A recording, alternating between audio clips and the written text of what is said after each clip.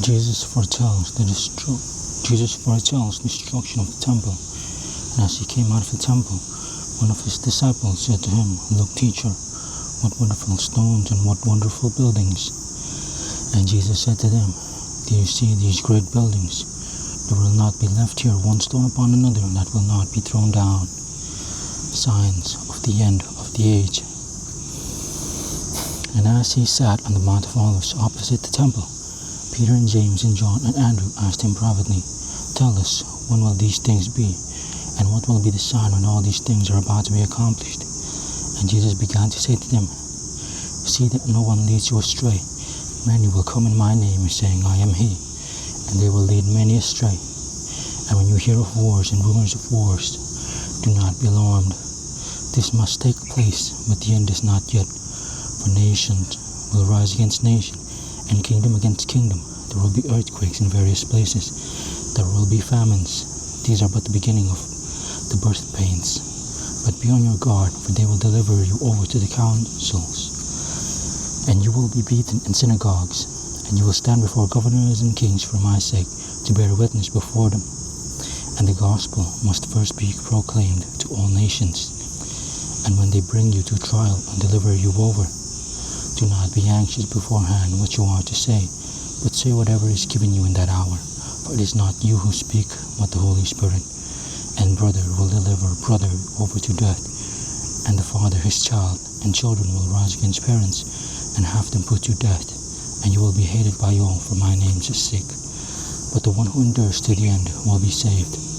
The abomination of desolation. But when you see the abomination of desolation standing where he ought not to be, let the reader understand. Then let those who are in Judea flee to the mountains. Let the one who is on the housetop not go down, nor enter his house to take anything out. And let the one who is in the field not turn back to take his cloak. And alas for women who are pregnant, and for those who are nursing infant in those days.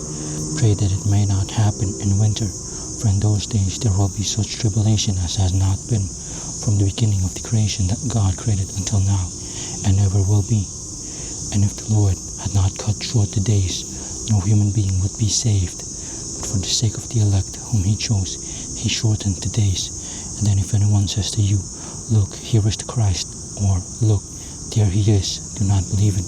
For false Christs and false prophets will arise, and perform many signs and wonders to lead astray, if possible, the elect. But be on guard, I have told you all things beforehand.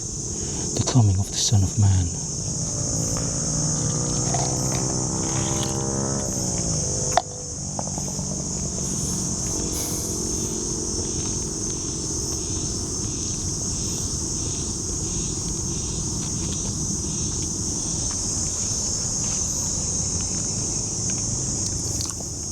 But in those days, after that tribulation, the sun will be darkened, and the moon will not give its light, and the stars will be falling from heaven, and the powers in the heavens will be shaken. And then they will see the Son of Man coming in clouds with great power and glory. And then he will send out the angels and gather his elect from the four winds, from the ends of the earth to the ends of heaven.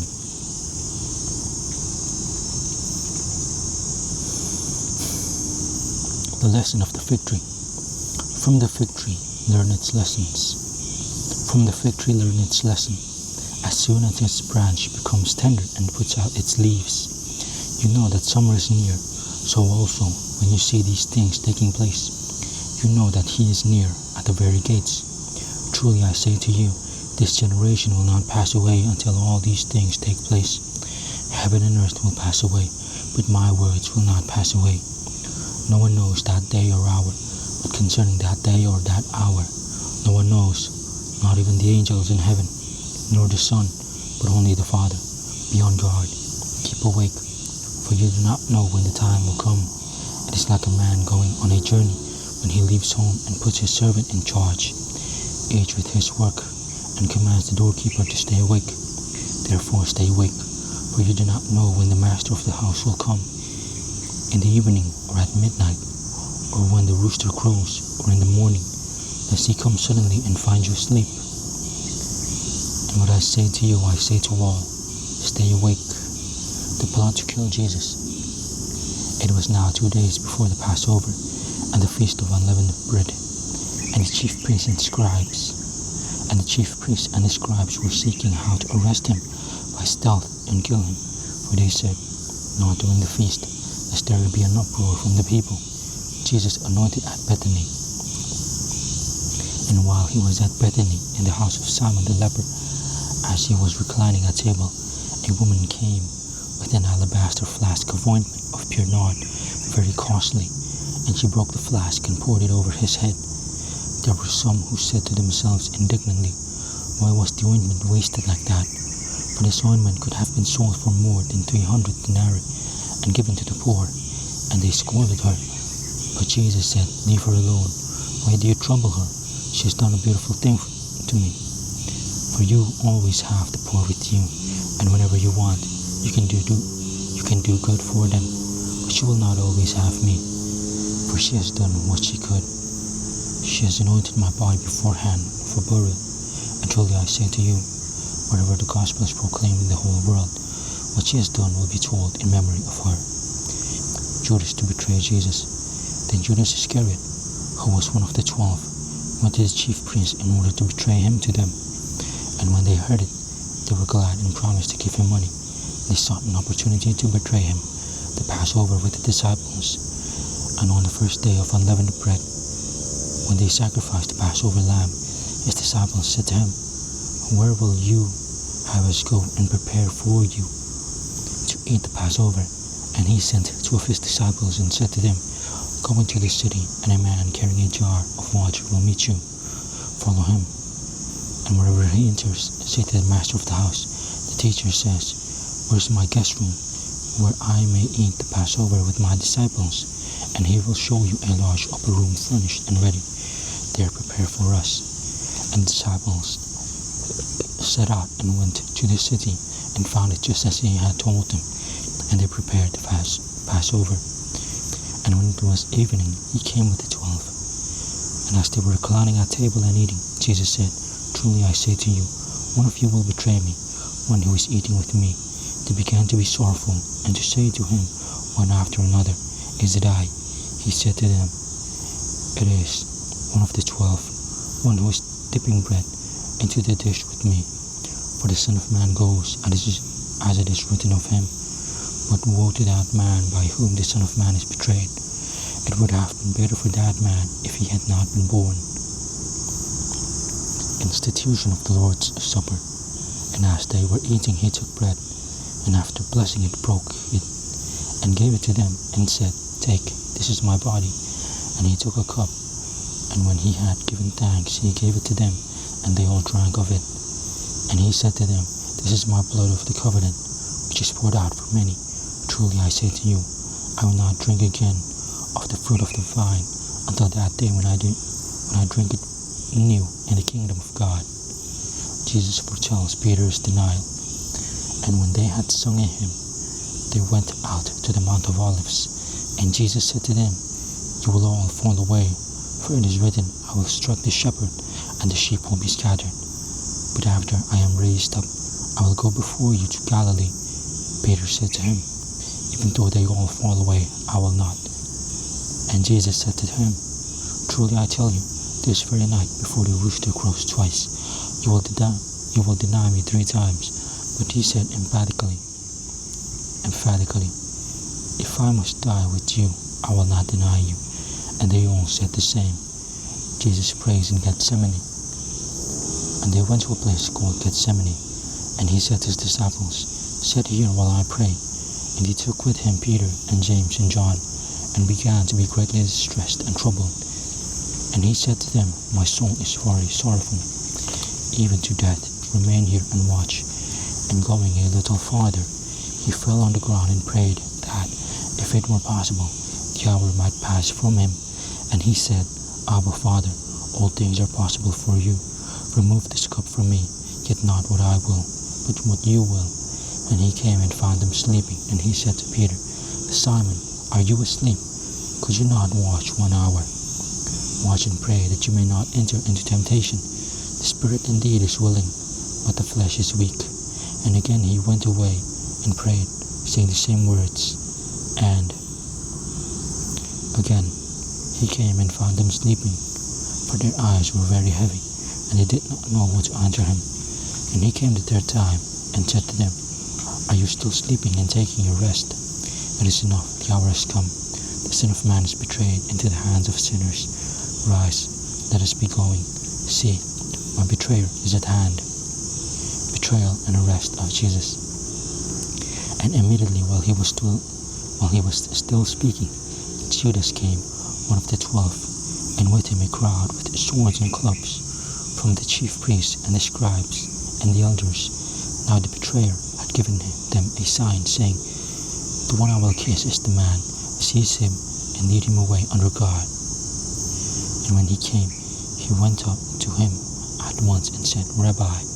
And he kissed him. And they laid hands on him and seized him. But one of those who stood by drew his sword and struck the servant of the high priest and cut off his ear. And Jesus said to them, Have you come out as against a robber with swords and clubs to capture me? Day after day I was with you in the temple teaching, and you did not seize me, but let the scriptures be fulfilled. And they all left him and fled. A young man flees, and a young man followed him with nothing but a linen cloth about his body.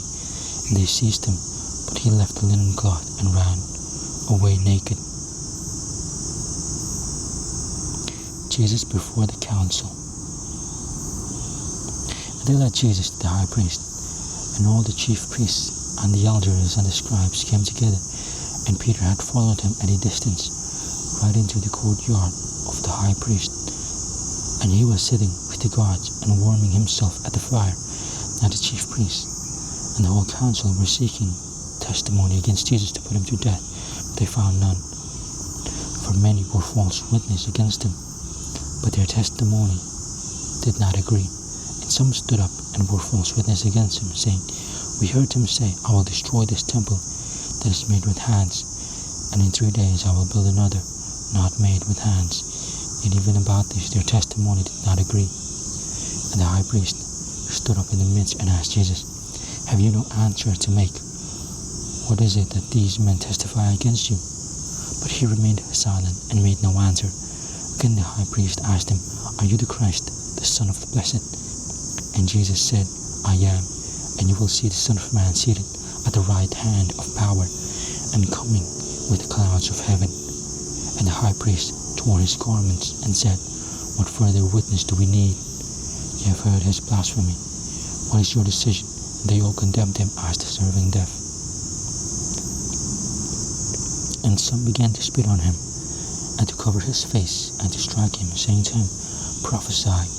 And the guards received him with blows. Peter denies Jesus, and as Peter was below in the courtyard, one of the servant girls of the high priest came, and seeing Peter warming himself, she looked at him and said, You also were with the Nazarene, Jesus. But he denied it, saying, I neither know nor understand what you mean. And he went out into the gateway, and the rooster crowed, and the servant girl saw him, and began again to say to the bystanders, This man is one of them. But again he denied it. And after a little while the bystanders again said to Peter, Certainly you are one of them, for you are a Galilean. But he began to invoke a curse on himself and to swear, I do not know this man of whom you speak. And immediately the rooster crowed a second time, and Peter remembered how Jesus had said to him, Before the rooster crows twice you will deny me 3 times. And he broke down and wept. Jesus delivered to Pilate.